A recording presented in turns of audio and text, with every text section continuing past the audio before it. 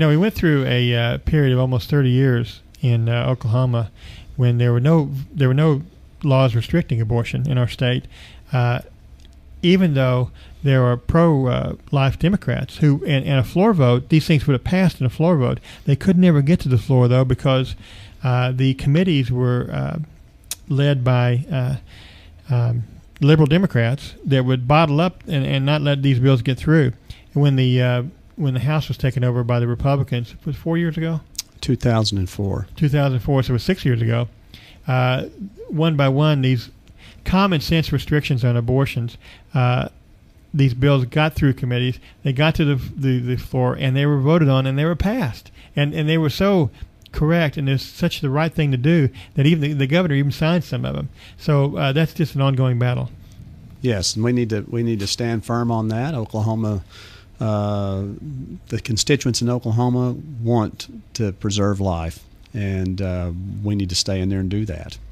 Well, I get the idea from listening to you and hearing you speak the other day that your Christian faith is an important part of your life. Is that true? Absolutely.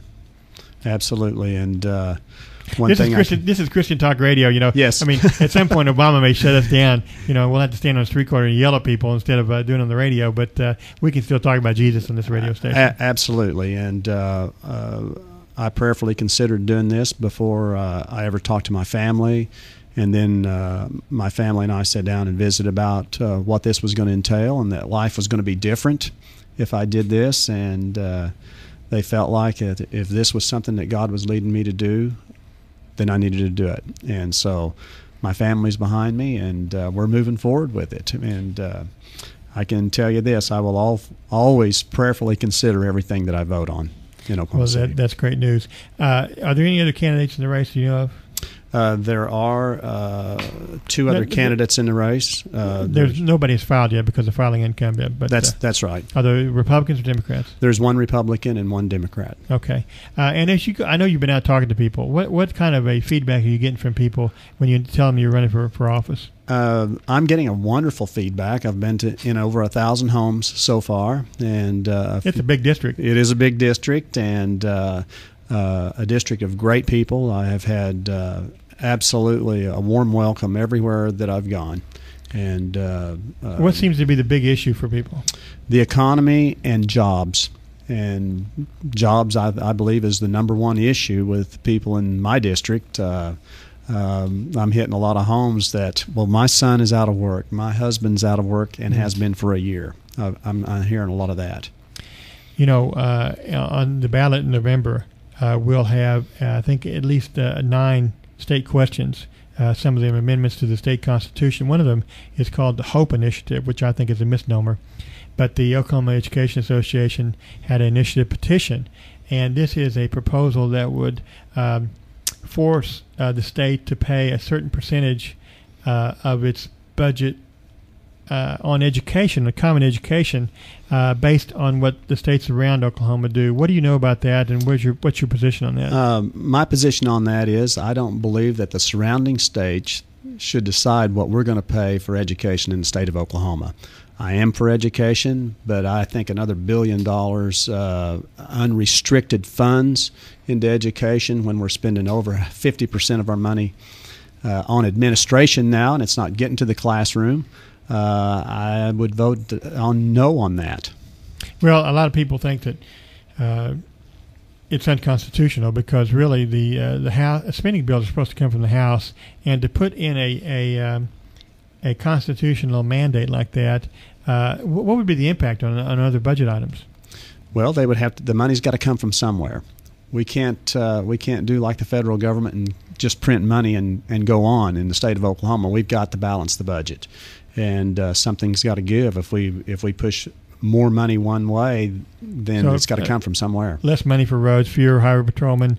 Go down the list. They would have to be cut because you had to fund education at that level. And people, this sounds. I mean, they're going to run commercials and have kids up there. Hope for our kids, and this is going to be a whale of a campaign that I think would be disastrous for Oklahoma. Well, yes, and Charlie, I don't know who's going to run that campaign, or if it's going to be like the bond issues around schools that there has to be no disclosure on that. That's confidential. Those kinds of campaigns are exempt from the Ethics Commission disclosure.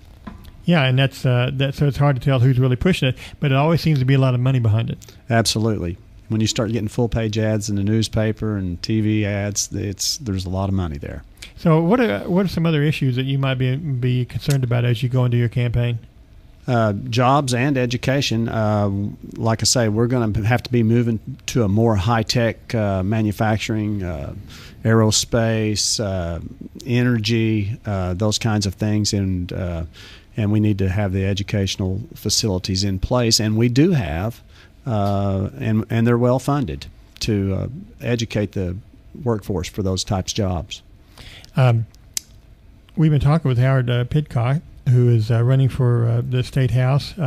We just have a couple minutes left. Give people the information too about contacting you. My guess is you could probably use some campaign contributions or even some volunteer help. Absolutely, and if you will go to my website, you can actually donate to the campaign on the website. There is a PayPal on there, and you can actually make a donation through that.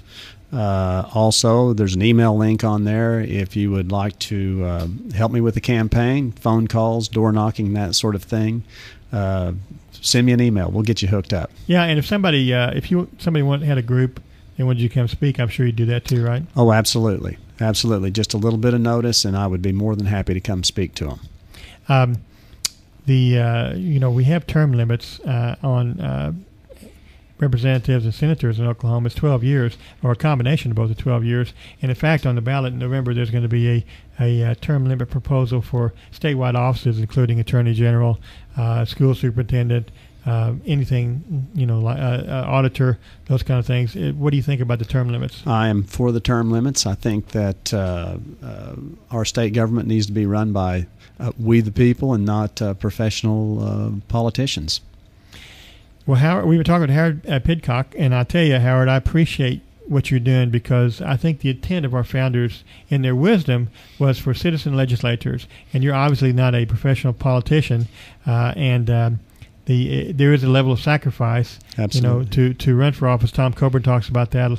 A lot of people, to me, there's two categories of people that run for office: one that want power and one that want to serve, and it seems like you're in the latter category. That's exactly right. I am very service oriented.